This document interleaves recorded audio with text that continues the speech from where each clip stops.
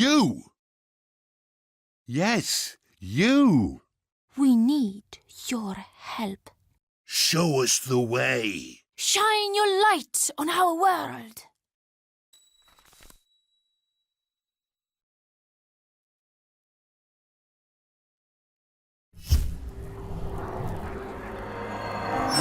That's it!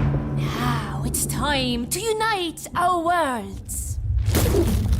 There! A message! An invitation from our world to yours.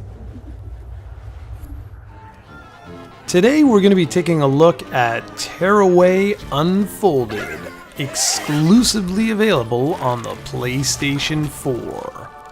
Now I gotta admit something straight up. When Sony first announced this game, I was a little bit sad because it sort of meant that the Vita version, the original version, didn't sell as well as Sony had liked, so they were going to repurpose the game for the PlayStation 4. And that's sad because it was an amazing game on the Vita. It really was the single best exclusive that platform had to offer. So I was a little bit not only sad, but perplexed. How are you going to take a Vita game that used all the features of the Vita? And keep in mind, the Vita has a touchscreen, a rear trackpad, it has a built-in microphone, built-in camera, etc. How are you going to take a game that was built with all of those features in mind and take that and transfer it over to the PlayStation 4? Well, the answer is the developers had to get creative, and I'm very happy about that, because Tearaway was always about creativity. So how exactly did Sony go about doing this?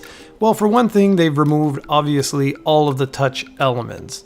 Instead, those have been replaced by light elements, and I like that. That's a unique twist. By pressing the R2 trigger on the DualShock 4, the DualShock 4's light that's on the controller will actually shine through into the game world, and you can interact with a wide variety of objects and sort of solve puzzles by using this light gameplay mechanic. You can also use the trackpad to click it in order to get drums to bounce. You can swipe in certain directions in order to change the wind, or use the motion controls for other aspects. So that does help draw you into the game, much like the original Vita version.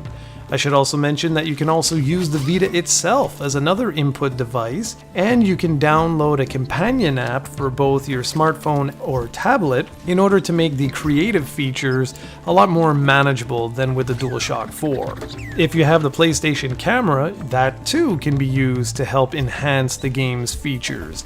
Now let's talk about some of those creative features. The original was known for being extremely creative. You could alter or customize every aspect of your little paper avatar. Well, the same is true here, and like I said, if you've downloaded the companion app, it makes it quite easy to create all kinds of bizarre paper shapes, and those then get placed on your avatar, or they become environmental objects, etc. Now, all of these cool customizable features wouldn't really mean much if the core gameplay wasn't that hot, but it really is. This is a very fun action platformer, and good news, it's been expanded or extended. This PlayStation 4 version isn't a direct port from the Vita. Instead, what the developers have done is they've fleshed out the story a little bit more, they've changed focus, they've just expanded the entire adventure. And that's a good thing. That's a really, really good thing. I should also mention that the game runs at a glorious 1080p at 60 frames per second, and needless to say, it definitely looks a lot nicer than the Vita version, and the audio is absolutely spectacular.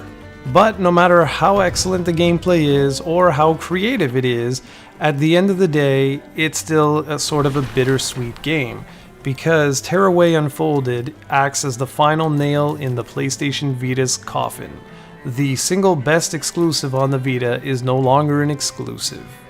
But since 90% of you who are watching this most likely don't own a Vita or have never played Tearaway before, I highly recommend you go out and give this one a go. It is a very innovative, creative, and unique game. Above all, it's extremely fun to play. For more information on Tearaway Unfolded, be sure to check out projectcoe.com.